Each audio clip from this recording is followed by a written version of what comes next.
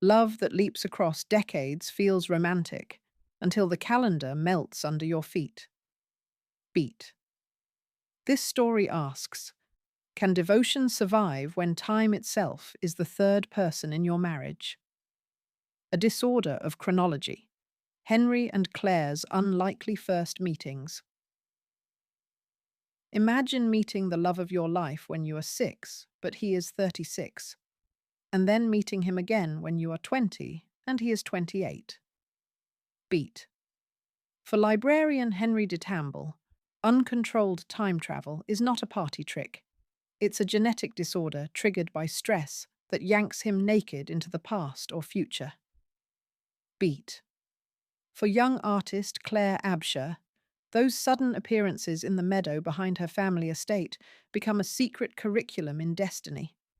Henry tumbles through his own timeline without warning, surviving by memorizing dates, pickpocketing clothes, and learning to fight. Yet his journeys orbit a fixed star, Clare. Beat. Between picnics and whispered conversations, the older Henry tutors the child Clare on life skills, from Latin homework to how to summon courage when he inevitably vanishes. The narrative alternates perspectives, letting us feel Henry's vertigo and Claire's steady waiting. Audrey Niffenegger paints these early encounters with fairy tale wonder, but threads real-world anxieties through every page. Beat. Each chapter is stamped with a date, reminding us that chronological precision can't cage emphasis, inevitability. Henry's condition foreshadows both intimacy and heartbreak. Even in childhood, Claire senses that her future is already half written. The section ends with Claire at 18, certain she will marry Henry, while the Henry she meets in real time hasn't yet met her at all. Proof that love, here, runs on a Mobius strip. Building a marriage on shifting sands. When 28-year-old Henry finally meets 20-year-old Claire in Chicago's Newberry Library, he has no memory of their meadow days. Beat. She, conversely, knows every scar on his body. Their courtship flickers between déjà vu and discovery, culminating in vows exchanged under stained glass light. Domestic life, however, is anything but ordinary. Henry's genetic clock skips beats, yanking him out of anniversaries and dinners.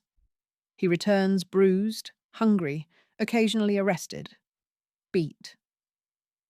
Claire tapes emergency cash beneath furniture, keeps extra shoes in the car, and lies to worried friends. Marriage counseling sessions echo with an impossible problem. How do you schedule a life with someone who can vanish mid-sentence? Yet their love is tactile, sensual, and fiercely hopeful. Beat. Niffenegger lingers on mundane sweetness. Laundry folded together, art openings, vinyl records spinning. Because those slices of normalcy are precious. The author also deepens Henry's backstory, witnessing his mother's fatal car crash, learning to run track to steal clothes faster, confronting his alcoholic father. Beat. Every trauma acts as a trigger, suggesting that to tame his chronology, he must master his emotions. Claire, meanwhile, wrestles with her own timeline, questioning the cost of waiting. Thematic threads of patience and agency weave through this section. Beat. Can love be freely chosen when one partner knows the future? Henry fears he is robbing Claire of alternatives. Claire counters that choice lies in daily recommitment. Their conversations become philosophical sparring matches, foregrounding the tension between free will and emphasis. Destiny. Hope, loss, and the birth of Alba. Desire to grow a family intensifies the stakes. Claire endures 6 heart-rending miscarriages, each fetus genetically time-slipping out of the womb. Beat. The imagery is brutal. Blood on bathroom tiles, hopes dissolved before names can be chosen. Henry's guilt metastasizes. His body's anomaly now threatens lives not yet lived. Against medical advice, they persist, and Alba de Tamble is born, healthy, raven-haired, and a time traveller like her father. Beat.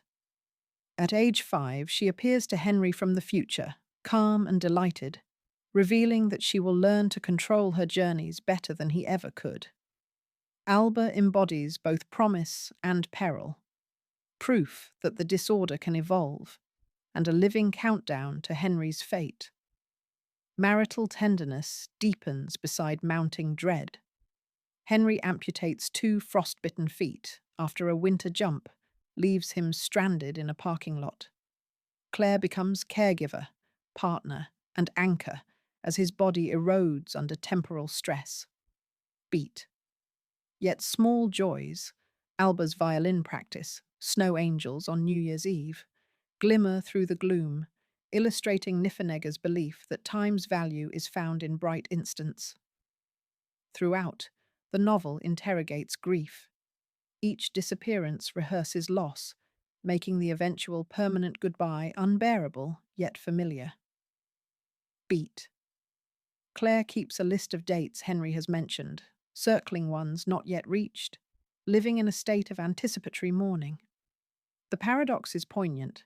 Knowing your loved one's death date doesn't lessen the blow, it merely extends the shadow. Niffenegger's prose balances sorrow with wit, ensuring the reader feels both the weight and the emphasis resilience of human attachment. Loops. Close.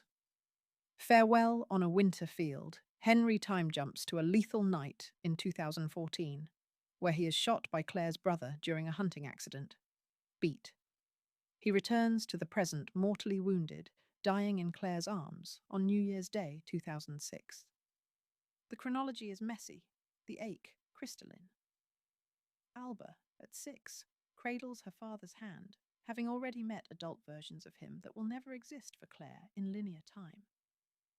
After his death, Clare lives forward, nursing grief yet refusing stagnation. She sculpts, exhibits, parents. Beat. Her existence becomes an open door, waiting for a knock that may come decades later. In 2053, 71-year-old Clare awakens to find 43-year-old Henry, borrowed from the past, materialize in their meadow. Beat. Their reunion is wordless, weighted with years, and fleeting. 10 minutes that reconsecrate a lifetime. When Henry fades, Clare closes her eyes, surrendering to patience. The circle completes itself, showing that love can stretch across the event horizon of mortality. This final section asks whether foreknowledge nullifies hope. Niffenegger answers with pastoral serenity. Hope is the act of standing in a field, scarf in hand, for as long as it takes. Beat. The narrative resolves not with triumph over time, but with acceptance, a humanist bow to entropy. By overlaying fantastical mechanics on everyday devotion, the author argues that our minutes matter precisely because they vanish. The lingering image is of footprints in snow, appearing, disappearing, testament to the exquisite, vanishing imprint we leave on one another. In that hush, the novel locates its emphasis truth,